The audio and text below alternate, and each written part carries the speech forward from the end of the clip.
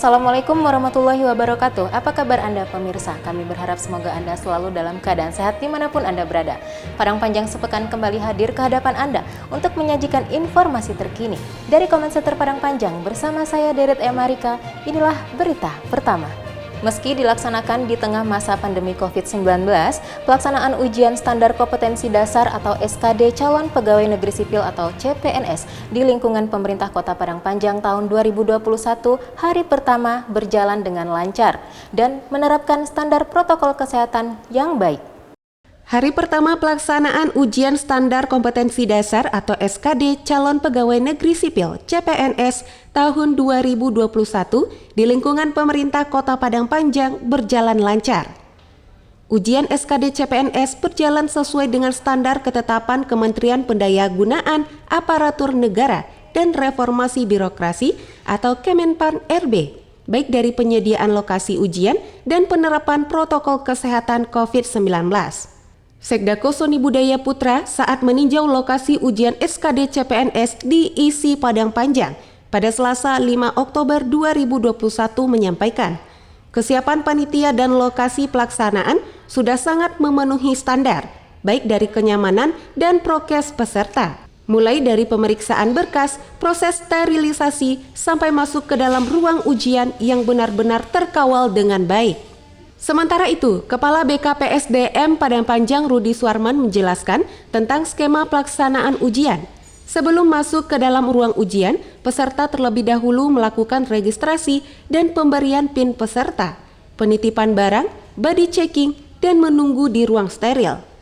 Setelah melalui proses tersebut, baru peserta dipindahkan ke ruang ujian yang sudah ditentukan. Mulai dari registrasi sampai pemindahan dari ruang tunggu ke ruang ujian didampingi panitia dari BKPSDM yang juga dibantu OPD-OPD terkait seperti Satpol PP, Dinas Kesehatan, BPBD Kesbangpol, dan lain-lain. Pada saat di ruang ujian sampai ujian selesai akan diawasi langsung dari pihak Badan Kepegawaian Negara. Ada yang berbeda dengan pelaksanaan di tahun sebelumnya. Pada tahun ini pelaksanaan ujian SKD yang dilakukan masih dalam suasana pandemi COVID-19. Selain mewajibkan prokes pada saat pelaksanaan ujian, peserta juga diwajibkan membawa surat deklarasi sehat yang dicetak di akun SSCASN masing-masing peserta dan kartu bebas COVID-19 seperti swab PCR atau swab antigen yang nantinya akan diperiksa langsung oleh pihak kesehatan kevalidannya.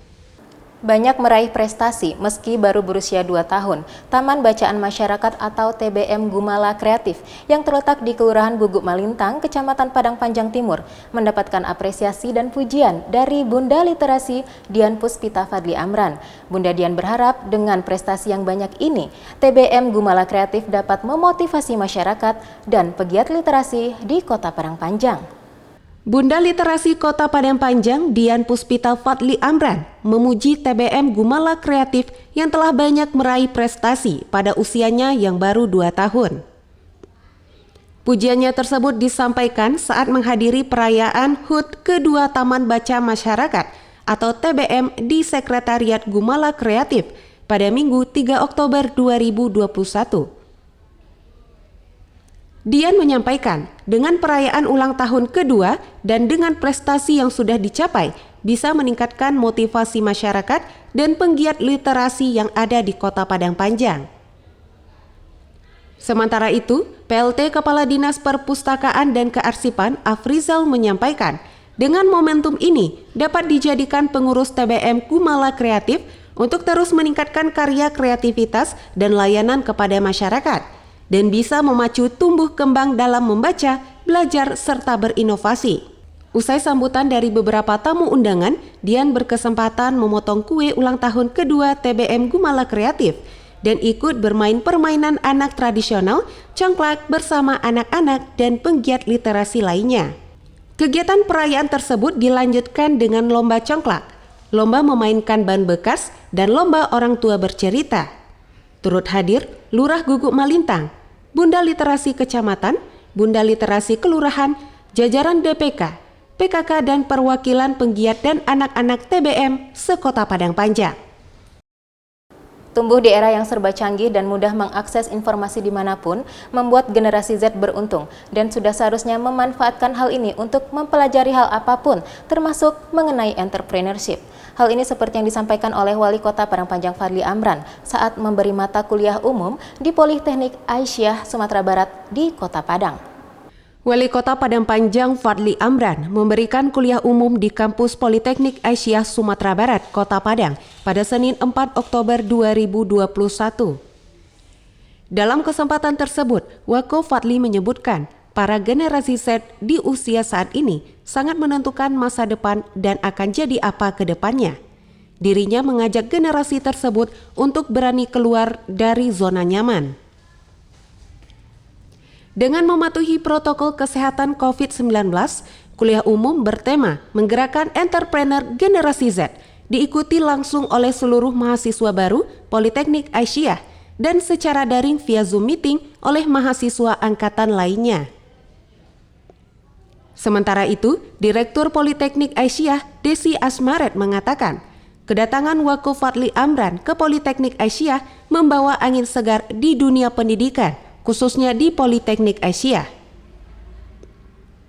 Senada dengan itu, Ketua Pimpinan Wilayah Aisyah Sumbar, Meliarni Rusli, juga menilai kedatangan Wako Fadly ke kampus Politeknik Aisyah merupakan salah satu bukti nyata wali kota muda tersebut dalam menjaga komitmennya.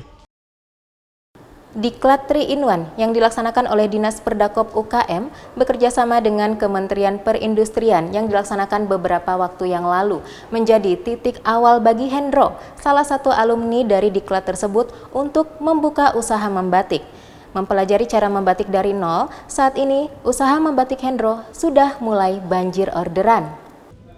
Dia adalah salah satu dari alumni peserta diklat yang diselenggarakan Dinas Perdagangan, Koperasi dan Usaha Kecil dan Menengah atau Disperdakop UKM Kota Padangpanjang bersama Kementerian Perindustrian melalui Diklat 3-in-1 yang diadakan beberapa waktu lalu. Dialah Hendro.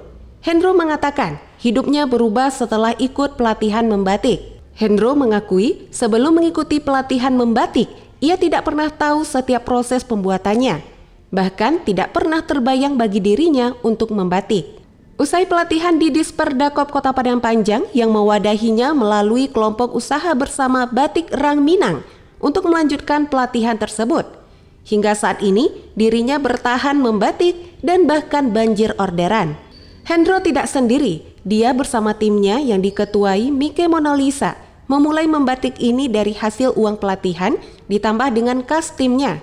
Berkat keyakinan dan kegigihan mereka, akhirnya mereka banyak dapat orderan. Salah satu yang membeli batik mereka adalah Ketua Dekranasda Kota Padangpanjang, Dian Puspita Fadly Amran, yang tertarik dan bangga dengan hasil KUB Batik Rang Minang ini. Sementara itu, Kasih Promosi Disperdakop UKM Kota Padangpanjang, Azani Mizwar menjelaskan, lahirnya KUB Batik Rang Minang bermula dari diklat yang diadakan pihaknya. Dari 60 peserta, seusai pelatihan dibentuklah 2 KUB, salah satunya KUB Batik Rang Minang. Batik Rang Minang ini sudah banyak orderan, baik dalam kota maupun dari luar kota seperti Padang Pariaman dan Agam. Saya sangat bangga dan juga mengapresiasi anggota klub dari Batik Rang Minang yang sangat tekun menekuni batik khas Padangpanjang ini. Kita tahu bahwa beliau mulai dari nol, di mana beliau sama sekali tidak mengetahui apa itu batik, bagaimana cara pembuatan batik. Namun alhamdulillah dengan kerjasama dengan Dinas Perindak Kota Padangpanjang yang dibantu oleh Kementerian Perindustrian melalui Diklat 3-in-1, kita melakukan pelatihan batik tulis kepada peserta, terutama kader-kader PKK yang ada di Kota Padangpanjang. Dan alhamdulillah hasilnya sangat bagus. Saya pun sangat kaget karena ini baru berapa bulan sudah menghasilkan karya batik yang sangat bisa kita banggakan. Sementara itu, pemirsa, menjelang penilaian kader Posyandu terbaik tingkat Provinsi Sumatera Barat yang akan digelar 28 Oktober mendatang, tim terpadu dari instansi terkait menggelar rapat persiapan di Aula Kantor Lurah Pasar Usang guna meningkatkan fungsi dan kinerja dari kader Posyandu. Menjelang penilaian kader Posyandu berprestasi tingkat Provinsi Sumatera Barat yang akan digelar pada 28 Oktober mendatang, tim terpadu dari instansi terkait melaksanakan rapat persiapan di Aula Kantor Lurah. Menjelang penilaian kader Posyandu berprestasi tingkat Provinsi Sumatera Barat yang akan digelar pada tanggal 28 Oktober mendatang, tim terpadu dari instansi terkait melaksanakan rapat persiapan di Aula Kantor Lurah Pasar Usang pada Rabu 6 Oktober 2021. Dipimpin Asisten 1 Bidang Pemerintahan Syahdanur, didampingi Ketua TPPKK Padang Panjang Dian Puspita Fadli Amran, Sekretaris Dinas Sosial Eri, dan Lurah Pasar Usang Novembrianto. Syahdanur mengatakan rapat persiapan tersebut dilakukan guna koordinasi, pembinaan fasilitas, advokasi, dan dukungan untuk meningkatkan fungsi kinerja kader Posyandu dalam menghadapi penilaian yang akan datang. Pada penilaian tersebut, Kota Padang Panjang diwakili Posyandu Anggrek Ungu Pasar Usang dengan kadernya Indra Ariska. Sementara itu, Dian menghimbau agar kader Posyandu dapat mempersiapkan diri sebaik mungkin untuk penilaian tersebut. Saat tim provinsi melakukan kunjungan lapangan nanti, Dian berharap para kader dapat memperlihatkan secara langsung aktivitas dan kemampuannya dalam memahami tugas pokok dan fungsinya, mengetahui manfaat Posyandu bagi masyarakat, mengetahui dukungan dari dinas terkait, mengetahui dukungan masyarakat dalam meningkatkan partisipasi dan swadaya pengelolaan.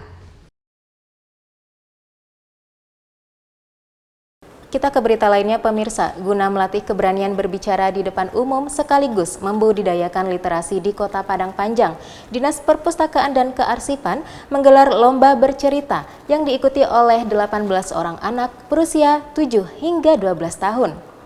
Berbagai penampilan yang memukau ditampilkan anak-anak usia 7 hingga 12 tahun dalam mengikuti lomba bercerita di pendopo Rumah Dinas Wali Kota pada Rabu 6 Oktober 2021. Lomba bercerita tersebut dilaksanakan Dinas Perpustakaan dan Kearsipan guna memeriahkan pelaksanaan kegiatan pengembangan literasi berbasis inklusi sosial di Kota Padang Panjang. Kegiatan lomba diikuti 18 anak umur 7 hingga 12 tahun, perwakilan dari 2 kecamatan dan 16 kelurahan. Bunda Literasi Kota Padang Panjang Dian Puspita Fadli Amran saat membuka kegiatan tersebut menyebutkan lomba bercerita ini dilaksanakan untuk membudayakan literasi di Padang Panjang. Selain lomba anak ini, juga diselenggarakan lomba vlog Bunda Literasi yang diadakan pada Kamis 7 Oktober 2021. Diikuti sebanyak 18 peserta yang terdiri dari 2 Bunda Literasi Kecamatan dan 16 Bunda Literasi Kelurahan. Melalui lomba vlog ini akan dilihat upaya Bunda Literasi dalam menggerakkan literasi di wilayah binaannya. Sementara itu, Kepala DPK Afrizal menyampaikan, kegiatan ini dilaksanakan guna memperkuat dan menyemarakan literasi di Kota Padang Panjang. Untuk para juara, disediakan hadiah pembinaan senilai 1,5 juta rupiah, juara 2 sebesar 1 juta rupiah, dan juara 3 500.000 rupiah. Aku yang berjudul Sinovac Sang Pahlawan. Ya, termasuk dengan Benny. Saat menyampaikannya, Benny merasa senang dan gembira. Lalu, selepas pulang sekolah, Benny pun berlari pulang untuk menukar. Kejutan spesial dari Pemko Padang Panjang berupa kue ulang tahun yang diserahkan langsung oleh Wakil Wali Kota Padang Panjang Asrul kepada pimpinan Dandim Letkol Infantri Wisyuda Utama dalam gelaran peringatan Hari Ulang Tahun TNI ke-76 di Markas Kodim 0307 Tanah Datar, Selasa 5 Oktober 2021.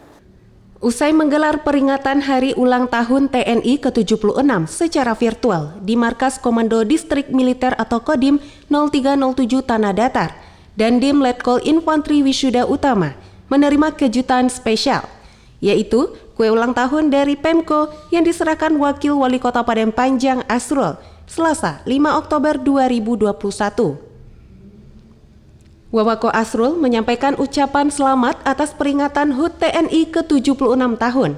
Dikatakannya, keberadaan TNI tak terlepas dari perjuangan bangsa Indonesia dalam merengkuh kemerdekaan. Hingga kini, TNI tetap menjadi ujung tombak menjaga tanah air. Sebelumnya, pada peringatan HUT TNI secara virtual, Presiden Joko Widodo dalam amanatnya mengingatkan masyarakat Indonesia tetap mewaspadai pandemi COVID-19. Presiden juga mengatakan, perang melawan COVID-19 ini membutuhkan kewaspadaan, kecepatan, sinergi, dan pemanfaatan ilmu pengetahuan dan teknologi. Dalam hal itu, TNI telah berperan besar dalam ikut menangani pandemi COVID-19 di Indonesia. Bersiap menghadapi pelaksanaan MTQ Nasional ke-39 tingkat Provinsi Sumatera Barat tahun 2021, Panitia Kota bersama event organizer gelar rapat koordinasi untuk membahas persiapan pelaksanaan MTQ Nasional yang akan digelar 12 hingga 19 November mendatang. Pelaksanaan Musabaqah Tilawatil Quran atau MTQ Nasional tingkat Provinsi Sumatera Barat tahun 2021 sudah semakin dekat. Panitia Kota bersama event organizer atau IO gelar rapat koordinasi di Pendopo Rumah Dinas Wali Kota. Rapat koordinasi yang digelar membahas bagaimana konsep pelaksanaan MTQ yang akan digelar pada tanggal 12 hingga 19 November mendatang. Wali Kota Padang Panjang Fadli Amran mengatakan, untuk konsep pelaksanaan MTQ, ia berharap dapat bernuansa Serambi Mekah. Karena Kota Padang Panjang yang dikenal dengan Kota Serambi Mekah dan memiliki banyak santri. Selain rapat koordinasi dan IO yang akan mempersiapkan acara MTQ, khususnya pembukaan, Wako Fadli juga berkoordinasi dengan panitia kota di berbagai bidang terkait dengan sudah sejauh mana persiapan yang dilakukan. Turut hadir Wali Kota Padang Panjang Asrul, Kepala Kementerian Agama Kota Padang Panjang Ali Zarchan, Sekdako, Asisten Kepala OPD, dan Panitia Kota. Setelah melaksanakan rapat koordinasi, Sekretaris Daerah Kota Soni Budaya Putra meninjau lokasi yang akan digunakan untuk pembukaan MTQ bersama IO dan didampingi panitia kota lainnya. Terus berupaya meningkatkan capaian pelaksanaan vaksinasi COVID-19, Pemko Padang Panjang bersama Dinas Sosial P2KB P3A melaksanakan vaksinasi dengan sasaran masyarakat penyandang disabilitas, lansia, dan penerima bantuan sosial. Dalam kesempatan ini, Wawako Asrul juga menyerahkan bantuan berupa masker dari pusat kepada sebanyak 1.112 warga. Capaian vaksinasi COVID-19 terus ditingkatkan Pemko kepada masyarakat, seperti yang dilakukan Dinas Sosial PPKB P3A di halaman kantornya mulai tanggal 7 hingga 8 Oktober yang menyasar penyandang disabilitas, lansia, dan penerima bantuan sosial. Wakil Wali Kota Padang Panjang Asrul yang hadir meninjau pelaksanaan vaksinasi tersebut mengajak masyarakat tetap waspada agar tidak terjadi lonjakan kasus COVID-19 meskipun sekarang Kota Padang Panjang telah berada pada kondisi level 3. Wawako Asrul juga menyerahkan secara simbolis bantuan masker dari pemerintah pusat kepada 1.112 orang warga yang datanya dihimpun oleh Karang Taruna. Kepala Dinas Sosial PPKB P3A Osman Binur menyampaikan, pihaknya ingin melayani seluruh masyarakat, terutama para penyandang disabilitas, lansia, dan penerima bantuan sosial untuk divaksin. Target vaksinasi untuk disabilitas sebanyak 254 orang dan lansia sebanyak 280 orang. Eli Farida, 61 tahun, salah satu dari 16 lansia yang memperoleh bantuan isi kamar dan perlengkapan rumah tangga dari Pemko Padang Panjang melalui Dinas Sosial P2KB P3A. Bantuan tersebut langsung diserahkan oleh Wakil Wali Kota Padang Panjang Asrul, Kamis 7 Oktober 2021. Eli Farida, lansia yang merupakan warga RT 2 Kelurahan Bukit Surungan, Kecamatan Padang Panjang Barat, baru saja menerima bantuan isi kamar dan sejumlah perlengkapan rumah tangga dari pemerintah Kota Padang Panjang melalui Dinas Sosial PPKB P3A. Bantuan tersebut diserahkan langsung oleh Wakil Wali Kota Padang Panjang Asrul didampingi Kepala Dinas Sosial PPKB P3A Osman Binur di kediaman Eli pada Kamis 7 Oktober 2021. Eli merupakan satu di antara 16 lansia yang menerima bantuan ini. Satu lansia per 16 kelurahan menerima program tersebut.